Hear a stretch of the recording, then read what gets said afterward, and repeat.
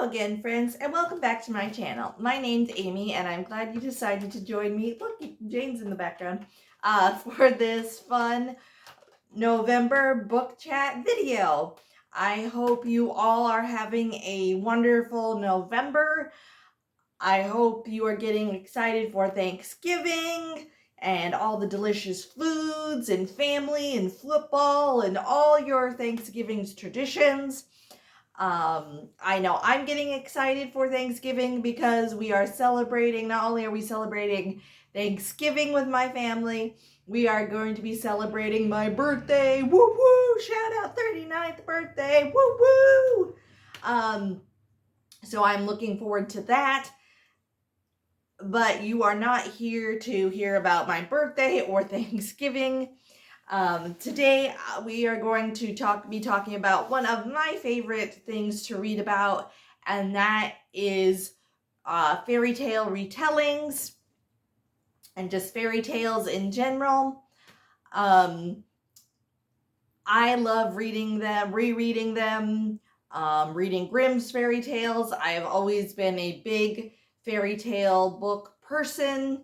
Of course, that helps stem for the love of Disney with, all the classics, princess stories, and hero stories and whatnot. I've just always really loved reading fairy tales and rereading them in a different way and take on it.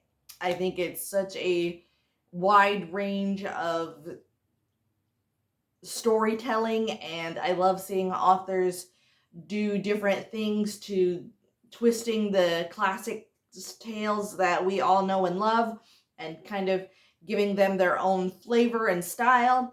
Some, of course, do them better than others, but again, fairy tales is one of my favorite things to read about when it comes to reading.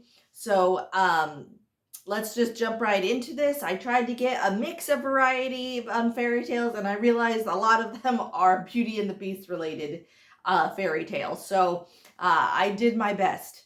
The first book that I would like to talk to you about is called Crimson. No, it's not called Crimson Mountain. Spoiler alert. It's called Cruel Beauty by Rosamund Hodge. This is a retelling of Beauty and the Beast. It is such a beautiful, edgy retelling.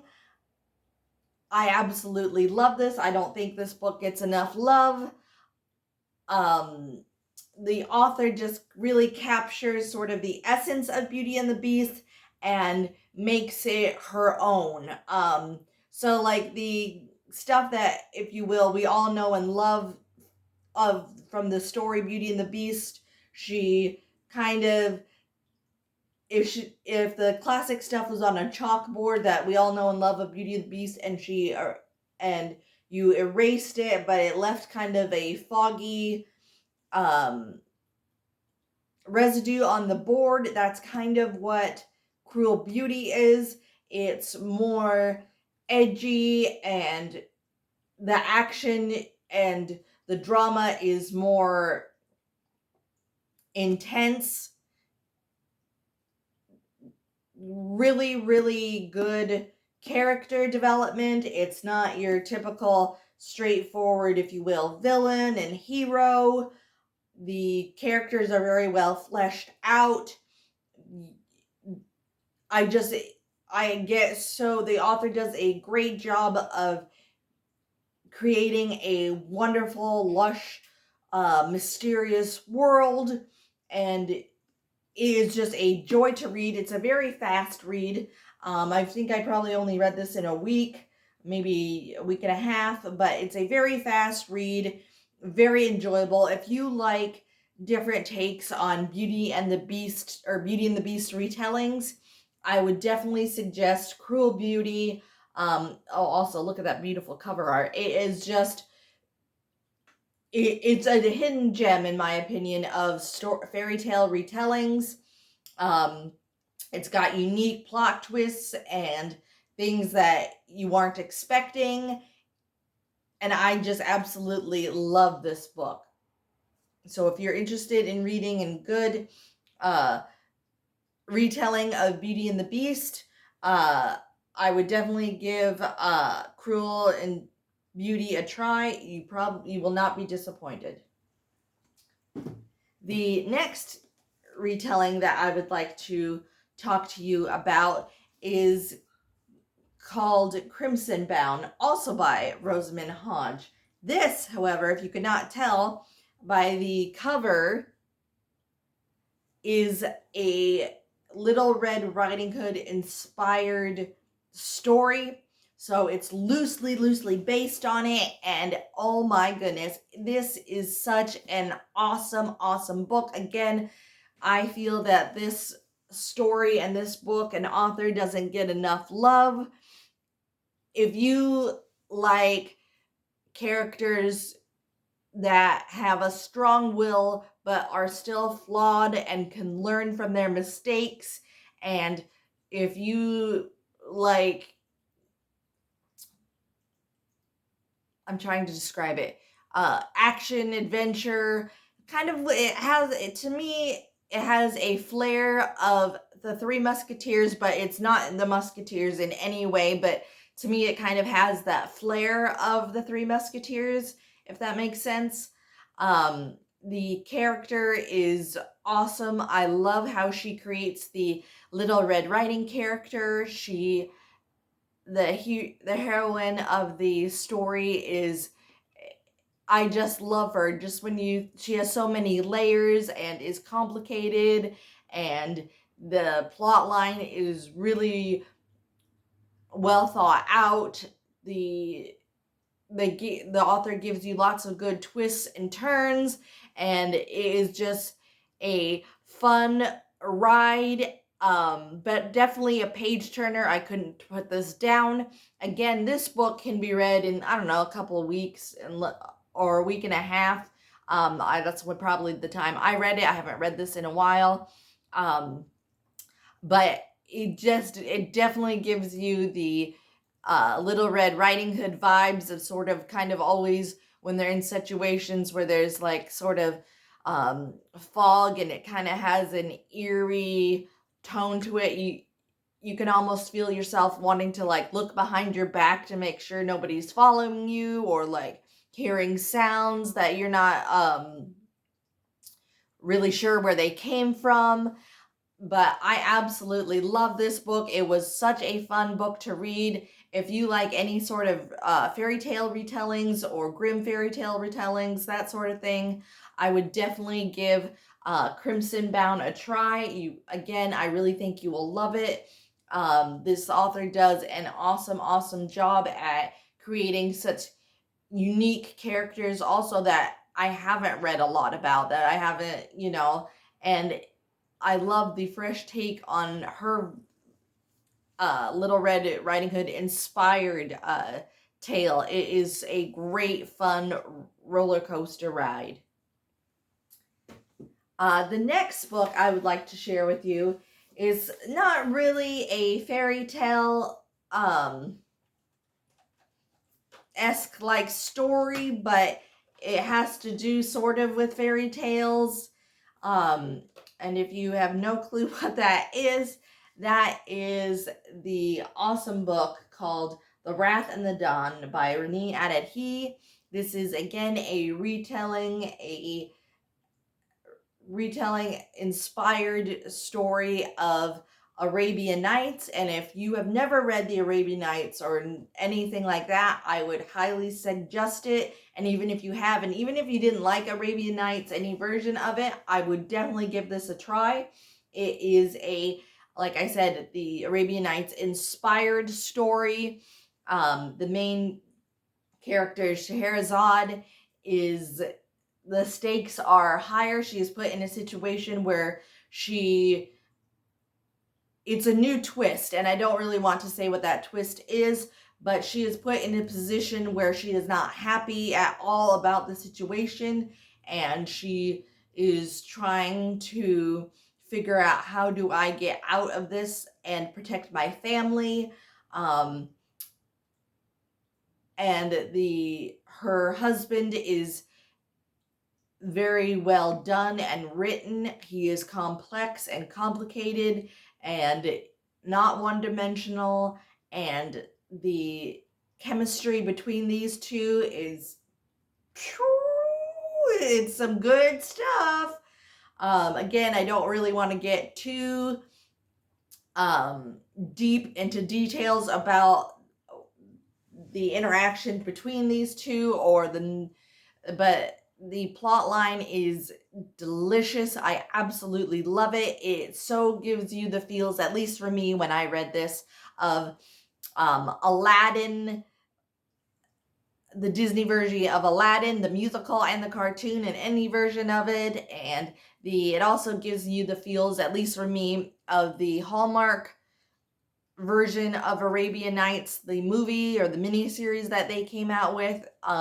It just gives you an exotic feel, such a fun ride, awesome magical elements, if you will, to a degree, layered, fun characters. It is just a fun ride. I absolutely love this book. And if you loved that and want to continue on with the story, the follow-up to The Wrath and the Dawn is the second book in the duology, called The Rose and the Dagger. This follows up where The Wrath and the Dawn left on. Again, this has a different flavor to the first book. The characters are just as good as the first book. It leaves you satisfied in all the best ways.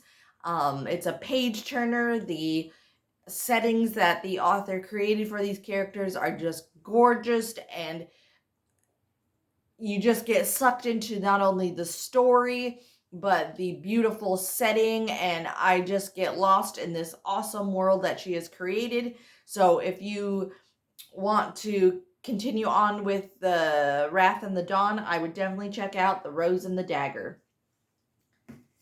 And the last book, second to last book I would like to talk to you about is another Beauty and the Beast retelling, and that